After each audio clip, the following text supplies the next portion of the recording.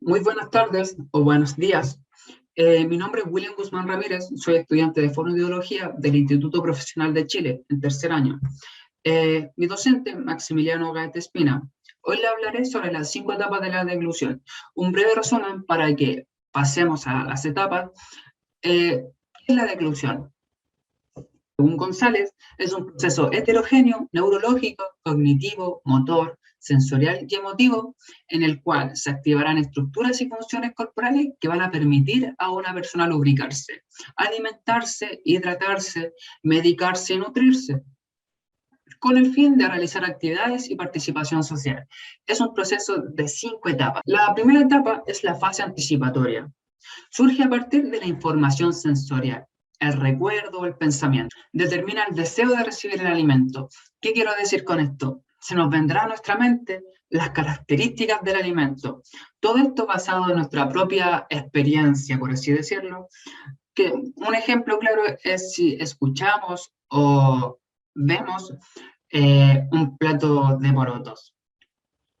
Entonces, por eso la salivación es determinante, porque va a permitir una adecuada secreción de saliva.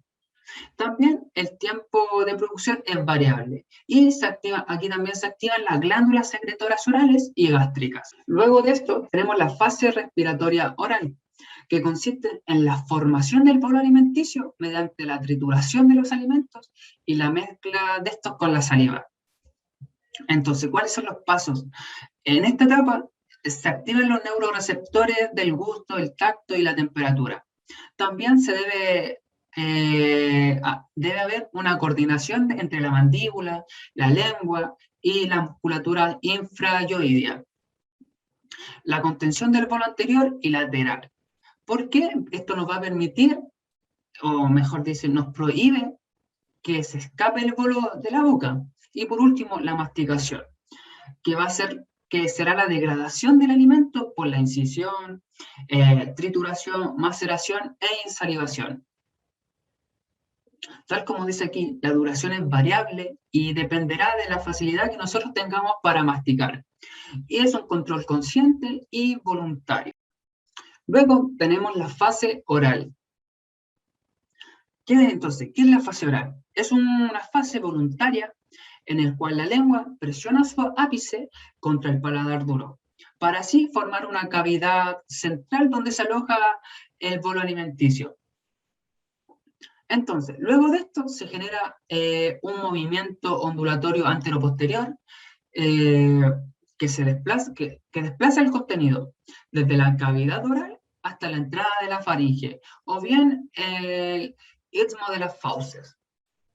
Es consciente y voluntario. El tiempo es de alrededor de los 0,7 a 1,2 segundos. Y casi al final de la fase oral se inicia la respuesta motora orofaringea. Entonces, sigamos.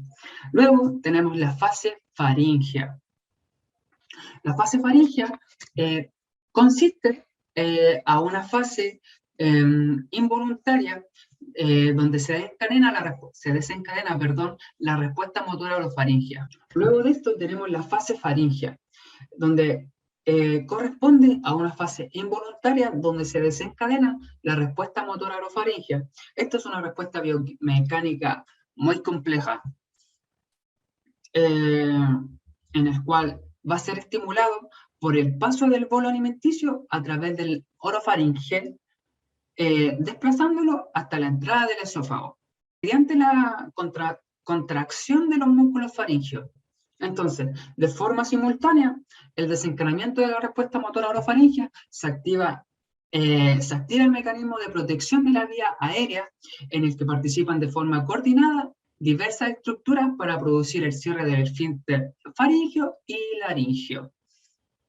El primer mecanismo de protección está determinado por la elevación del velo del paladar, impidiendo así el paso del contenido oral hacia la cavidad nasal. Y el segundo mecanismo corresponde al cierre del esfínter laríngeo, el cual va a ser producido como el resultado del giro de los pliegues aríteno-epiglóticos y la excursión laríngea, lo que facilita el desplazamiento del bolo hacia el esófago y evitando su paso por la laringe. Tal como dice aquí, la duración es prácticamente de un segundo, coma 3, y es involuntario. Por último, tenemos la fase esofágica, que comienza inmediatamente después del paso del bolo alimenticio, por el esfínter esofágico, y se caracteriza por las contracciones musculares, que va a permitir el transporte del alimento a lo largo del esófago, que lo llevará finalmente el bolo hasta el estómago. Bueno, sabemos que es involuntario y el tiempo es de alrededor de entre los 8 a 20 segundos. Y por último, hablaremos sobre el proceso de la respuesta motora orofaringea. Ok, entonces, es una respuesta motora coordinada, compleja y que favorece el cambio de la configuración respiratoria. Esto nos permite el paso del aire de naso, oro y laringofaringe hacia el árbol tráqueo-bronquial. Todo esto cambia cuando hay una configuración digestiva. ¿Por qué? ¿Por qué entonces? Esto es porque permite el paso del bolo alimenticio desde la boca hacia la orofaringe, laringofaringe y esófago. En resumidas cuentas, la respuesta motora orofaringea lo que hace es pasar desde la configuración de toda esta estructura mencionada anteriormente para la respiración a una configuración que nos permite el ingreso del alimento. Entonces, ¿qué es lo que ocurre específicamente en la respuesta motora orofaringea? Una vez que ingresa el bolo a orofaringe, con esta elevación que hay en el velo, el bolo choca contra la pared posterior de la faringe y se establece este primer squash. Y lo que ocurre con esto es la protección de la vía aérea. ¿Y cuáles son las estructuras de esta protección, por así llamarlo? Tenemos la inversión epiglótica, la excursión laringea, el cierre de los pliegues vocales y las bandas ventriculares. Luego de todo esto tenemos la reconfiguración. Esto es que vuelve todo desde un principio. Todo esto sucede en solamente un segundo. Y con eso terminaría. Muchas gracias, espero que les haya gustado. Hasta luego.